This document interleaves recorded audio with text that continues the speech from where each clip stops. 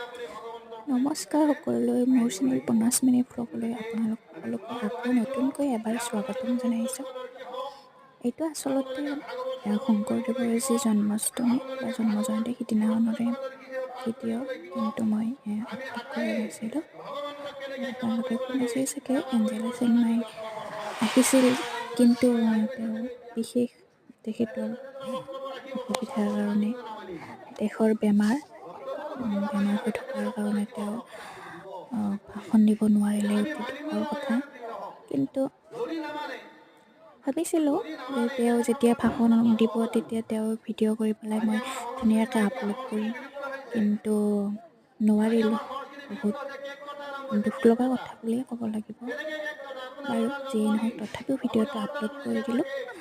ভাল লাগিলে আপোনালোকে like, comment, share and subscribe কৰি দিব। Bye bye.